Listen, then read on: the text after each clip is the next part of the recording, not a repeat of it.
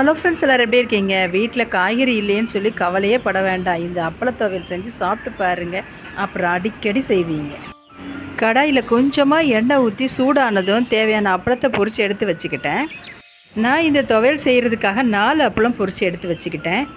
அடுத்தது அதே எண்ணெயில் 6 காஞ்ச மிளகாவை போட்டு வறுத்து எடுத்துக்கிட்டேன்.